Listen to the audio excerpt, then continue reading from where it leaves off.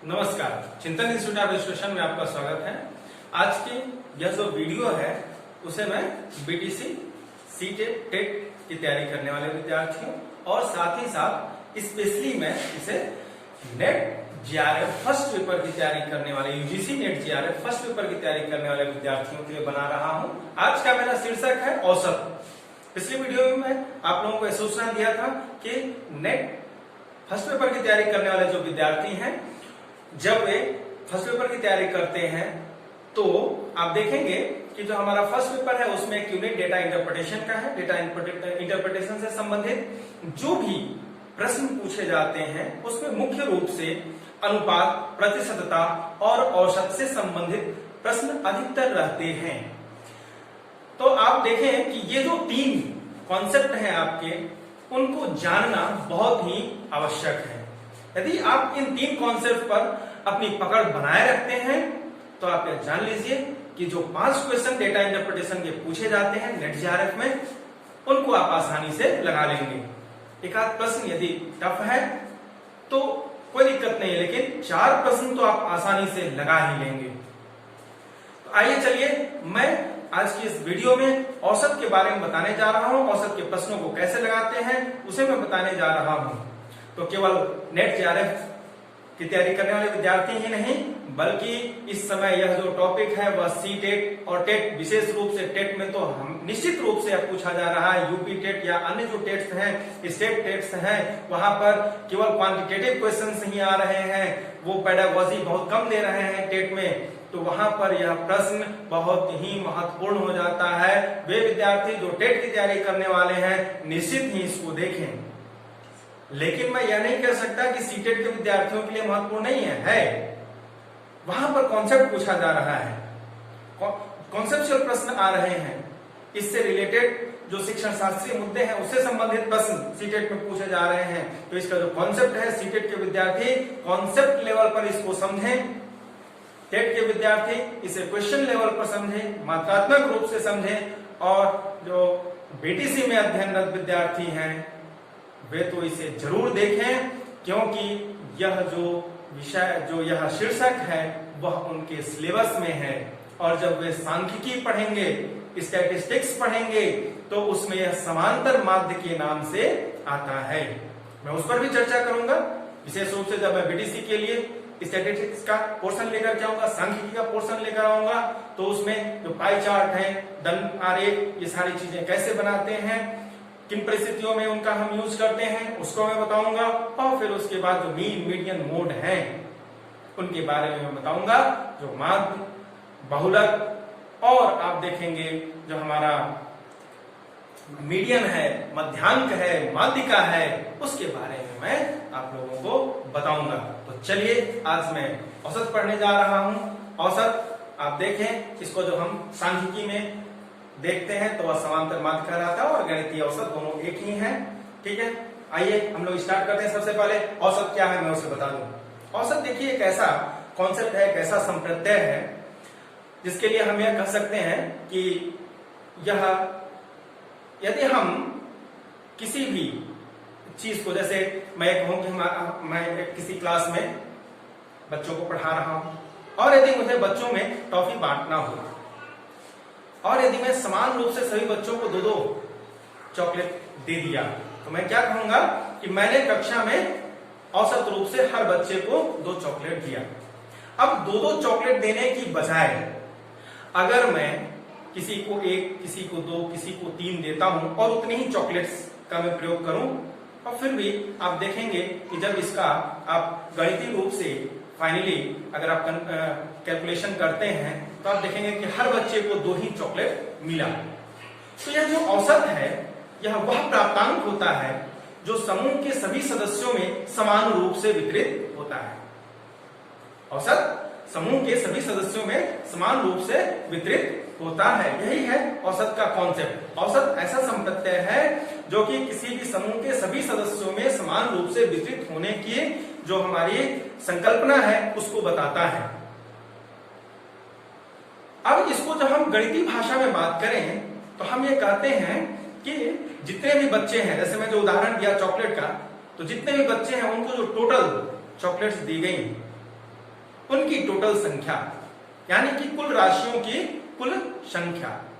इसको हम बच्चों की संख्या से अगर भाग दे दें तो हमें औसत प्राप्त हो जाएगा। यही है गणितीय सूत्र। और जब आप इसको एक परिभाषा के रूप में, डेफिनेशन के रूप में देखेंगे तो औसत एक ऐसा संप्रत्यय है जो किसी भी समूह में समान रूप से वितरित होने की संकल्पना को बताता है, यानी कि सभी सदस्य को कोई भी चीज या प्राप्तांक समान रूप से प्राप्त हुआ हो। तो देखिए इसका सूत्र क्या है। औसत का सूत्र आप देखेंगे, औसत बराबर होता है कुल राशियों का योग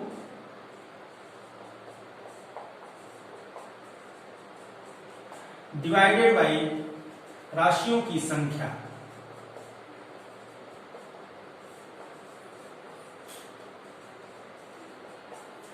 पुस्तकों में आप देखेंगे राशियों की जगह पद का भी प्रयोग होता है। कुल पदों की संख्या बटे कुल पदों का योग बटे पदों की संख्या।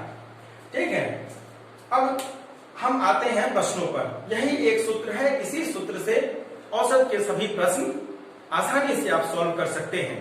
तो चलिए देखिए, मैं आप लोगों के लिए अभ्यास के लिए 2 प्रश्न लेकर आया हूं। देखें क्या है, बहुत ही आसान, इसमें मैं बहुत कठिन नहीं, क्योंकि जब हम सिखाते हैं बच्चों को, जब सिखाया जाता है तो सबसे पहले आसान फिर कठिन की तरफ चलते हैं। तो मैं आज आप लोगों के लिए आसान 2 प्रश्न लेकर के आया हूं। अगर इसको आप समझ जाएंगे तो कठिन प्रश्नों को भी आसानी से लगा लेंगे। तो देखें, पहला मेरा प्रश्न है, 6 विद्यार्थियों का किसी विषय में प्राप्तांक क्रमशः 85, 73, 90, 64, 86, 70 है। इनके प्राप्तांकों का औसत ज्ञात कीजिए। भाई 6 विद्यार्थी हैं, किसी विषय में उन्होंने कुछ प्राप्तांक पाए हैं, अंक पाए हैं, यहाँ पर लिखा हुआ है। आपसे पूछा जा रहा है कि इन 6 विद्यार्थियों का जो औसत है वह क्या है, यानी कि अगर सब बच्चे समान रूप से अंक पाए होते तो क्या अंक पाए होते। तो हमको क्या करना है, सबसे पहले देखिए औसत ज्ञात करने के लिए कुल राशियों का योग, यानी कि जो ये 6 विद्यार्थी हैं, इन 6 विद्यार्थियों के जो प्राप्तांक हैं उन प्राप्तांकों को हम सबसे पहले जोड़ करके उनका कुल योग ज्ञात कर लेंगे। और जब 6 विद्यार्थियों का प्राप्तांकों का कुल योग हम प्राप्त कर लेंगे, उसके बाद उनकी संख्या 6 विद्यार्थी हैं तो कुल संख्या कितनी हुई उनकी 6 हुई, उस 6 से भाग दे करके हम औसत ज्ञात कर लेंगे। तो आइए चलिए तो हम निकालते हैं औसत को। हम शॉर्ट में एवरेज, अंग्रेजी में एवरेज कहते हैं, तो ए से इसको हम रिप्रेजेंट कर रहे हैं। ए बराबर क्या हो जाएगा हमारा, जो हमारा टोटल नंबर है उसका सम ऑफ टोटल नंबर। तो हम कर लेते हैं, यहाँ देखिए जोड़ लेते हैं, 85 plus 73 plus 90 plus 64 plus 86 plus 70। अब हमें क्या करना है, इन सबको जोड़ लेना है। फिर अब क्या करेंगे, टोटल संख्या कितने में 6 विद्यार्थी हैं, 6 से भाग दे लेंगे। देखिए 1 2 3 4 5 और ये 6 प्राप्तांक, 6 से हम भाग दे लेंगे। अब आइए जोड़ लेते हैं, जोड़ने की क्या कर लेते हैं, 5 3 8, 8 4 12, 12 और 6 18, 8 हासिल 1, 8 7 15, 15 और 9 24, 24 और 6 30, 30 8 38, 38 और 7 45 और 1 कितना हो जाएगा 46/6। अब इसको हम भाग दे लेते हैं। देखिए 6 से भाग दे देते हैं, 6 7 42, 4 6 8 48 बराबर कितना हो गया 78। ये आ गया आपका 78। यही क्या है, हमारा औसत है। यदि उस परीक्षा में ये जो बच्चे अलग अलग अंक पाए हैं 85 73 90 64 86 70, अगर वे सभी एक समान अंक पाए होते तो कितना पाए होते, 78 पाए होते। ठीक है, तो ये इस प्रकार से हम औसत ज्ञात कर लेंगे। बहुत ही आसान है, जितने भी पद दिए हों उनको हम जोड़ लेते हैं और उनकी जितनी संख्या होती है उसी से भाग दे देते हैं, तो हमको औसत ज्ञात हो जाता है, औसत हम प्राप्त कर लेते हैं। तो ये हमारा रहा पहला जो हमारा प्रश्न था उसका समाधान। अब हम चलते हैं दूसरे प्रश्न पर। दूसरा प्रश्न भी ऐसा ही है, ऐसे ही हम करेंगे। जितनी भी राशियां दी हुई हैं उनको हम सबसे पहले जोड़ लेंगे और जोड़ने के बाद उनकी संख्या से भाग दे लेंगे। आइए चलते हैं दूसरे प्रश्न पर। दूसरा प्रश्न क्या है, देखिए हमारा दूसरा प्रश्न है, 10 विद्यार्थियों का भार क्रमशः 56, 42, 40, 38, 52, 48, 45, 45, 44 और 10 किलोग्राम है। इन विद्यार्थियों का औसत भार ज्ञात कीजिए। हमें क्या करना है, सबसे पहले इन सबका हम क्या करें, इनका योग निकाल लें और 10 से भाग दे दें। टोटल विद्यार्थियों की संख्या 10 है तो 10 से हमें भाग दे देना है। तो सबसे पहले हम क्या करें, आप दो अलग अलग बाद में भी कर सकते हैं, दो स्टेप में कर सकते हैं। सबसे पहले इन सबका योग निकाल लीजिए, फिर उसको हम 10 से भाग दें, ठीक है। या आप डायरेक्ट भी कर सकते हैं, प्लस प्लस लिख करके डिवाइडेड बाई 10 कर दें। दोनों में से जो भी आपको उचित समझ में आए आप उसका प्रयोग कर सकते हैं। इस प्रश्न में सबसे पहले इनका योग निकालता हूं, दूसरी तरीके से करते हैं। देखिए तो इनका योग कितना हो जाएगा, हम सबसे पहले जोड़ लें। 56, 42, 40, 38, 52, 48, 45, 45, 44 और 40। 1, 2, 3, 4, 5, 6, 7, 8, 9, 10 10 संख्याएं हो गई। अब हमें इनको जोड़ना है। आइए जोड़ते हैं। 6, 2, 8, 8, 16, 16 और 2, 18, 18 और 8, 26, 26 और ये 10, 36, 36 और 4, 40, 16 4, 4 हमारा कैरी हो जाएगा।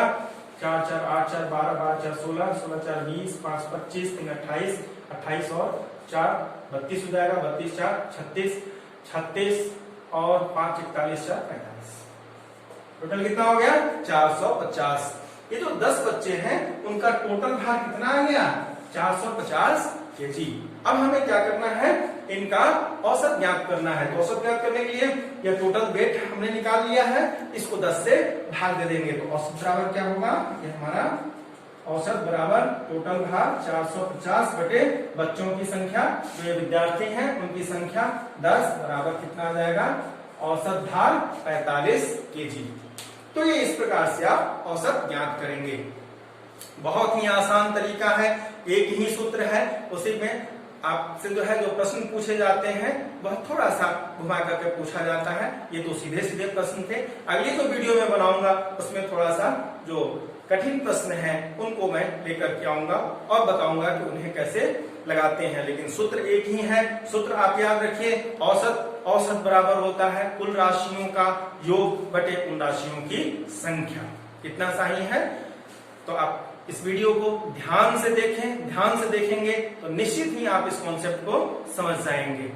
और ऐसे विद्यार्थी जिनको सीटेट का एग्जाम देना है वह इतना जाने कि यह जो कॉन्सेप्ट है वह समांतर माध्य से मिलता जुलता है। आप गणितीय भाषा में औसत हम कहते हैं और सांख्यिकी भाषा में समांतर माध्य कहते हैं। इसका जो मेन कॉन्सेप्ट है उसे आप देखें, पढ़ें। यहाँ पर मैं थोड़ा सा बताया हूँ वह क्या है। यह जो औसत होता है ऐसा यह कॉन्सेप्ट है जो कि किसी भी समूह में समान रूप से वितरित होने को बतलाता है, इंगित करता है। इसे आप ध्यान में रखें। ध्यान में रखेंगे तो निश्चित ही आप अपने जो प्रश्न है उनका समाधान कर सकेंगे। तो आज के लिए इतना ही, धन्यवाद। हमारी अगली वीडियो देखना नहीं भूलिए क्योंकि मैं उसमें प्रैक्टिस के कुछ और प्रश्नों को लेकर के आऊंगा। और हाँ, ऐसे विद्यार्थी जो नेट की तैयारी कर रहे हैं अब वे तैयार रहें डेटा इंटरप्रिटेशन के प्रश्नों को लगाने के लिए, क्योंकि मैं जो तीनों ही कॉन्सेप्ट्स हैं उनको बता चुका हूं। आज जो मैं यह बताया हूं इतना उनके लिए सफिशिएंट है, उसको आप देखें। थोड़े जो टफ वाले हैं मैं अगली वीडियो में लेकर आऊंगा, उसे भी देखिएगा। लेकिन डेटा इंटरप्रिटेशन में इसी का प्रयोग अधिकतर हुआ है और आपको इसे जानना है।